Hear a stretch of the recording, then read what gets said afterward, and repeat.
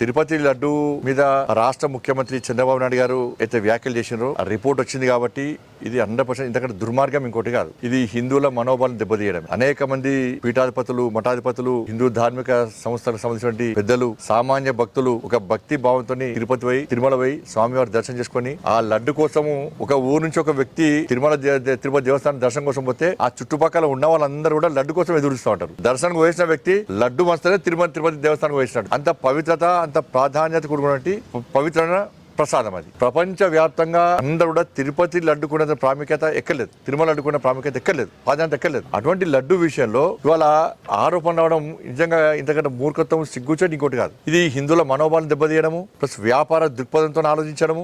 దాంతో పాటు ఇది ప్రత్యక్షంగా పరోక్షంగా ఈ ప్రపంచ వ్యాప్తంగా తిరుపతి దేవస్థానానికి ప్రాధాన్యత పెరగడము, లడ్డు కూడా ప్రాధాన్యత పెరగడము, దీన్ని దెబ్బతీసే కుట్రలో భాగమే ఇదంతా కూడా. ప్లాన్ ప్రకారం జరిగింది అంతా కూడా. ఆ వ్యక్తే తమిళనాడులో టెంపుల్స్ కు ఇదే మెటీరియల్ సప్లై చేస్తారని ఇదే ఫుడ్ కి సంబంధించి, ప్రసాదం తయారీకి సంబంధించి కాంట్రాక్ట్ కూడా ఆయనకు ఉందని చెప్పి, ఆయన తమిళనాడులో ఒక పార్టీకి సంబంధించిన నాయకుడు అని చెప్పి, ఆయనకు గత ప్రభుత్వానికి సంబంధాలు ఉన్నాయని చెప్పి అన్ని ఆరోపణలు వస్తున్నాయి. కాబట్టి దీని మీద కేంద్రం విచారణ చెప్తుంది, రాష్ట్ర ప్రభుత్వానికి సహకరిస్తాము. ఇది ఇతర రాష్ట్రాల ఇన్వాల్వ్మెంట్ ఎక్కువ ఉంది. తమిళనాడు అంటున్నారు, గుజరాత్ అంటున్నారు, కేరళ అంటున్నారు, అనేక రాష్ట్రాల ఇన్వాల్వ్మెంట్ దీనిలో ఉందని చెప్పి ఆరోపణలు వస్తున్న సందర్భంలో నేనేమనంటే రాష్ట్ర ప్రభుత్వం మీద ప్రజలకు విశ్వాసం ఉంది. చంద్రబాబు నాయుడు గారి ప్రభుత్వం మీద, ఎన్డీఏ ప్రభుత్వం మీద ప్రజలకు విశ్వాసం ఉంది, విచారణ చేస్తారని చెప్పి ఇతర రాష్ట్రాలు సహకరించిన స్థితిలో దాన్ని సిబిఐ కోరినా కూడా బాగానే ఉంటుంది. కాబట్టి ఇది మంచి ఆలోచన కాదు.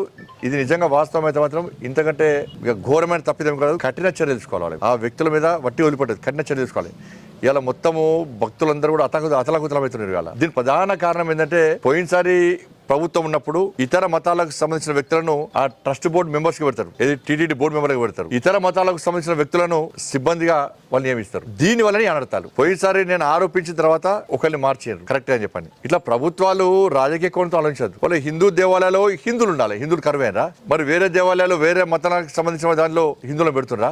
పెట్టదు, మేము కూడా పెట్టమన్నాం, పెట్టడం తప్పు కూడా. కాబట్టి ఇది పూర్తిగా హిందూ ధర్మం మీద జరుగుతున్న దాడి. లడ్డు ప్రసాదం మీద చాలా పవిత్రమైంది. దీని మీద వెంటనే పూర్తి స్థాయిలో రాష్ట్ర ప్రభుత్వం విచారణ ప్రారంభించింది. చాలా సీరియస్ యాక్షన్ ఉంటుంది. ఆ రాష్ట్ర ప్రభుత్వం పూర్తి నమ్మకం ఉంది. 50% వదిలిపెట్టే ప్రసక్తే లేదు.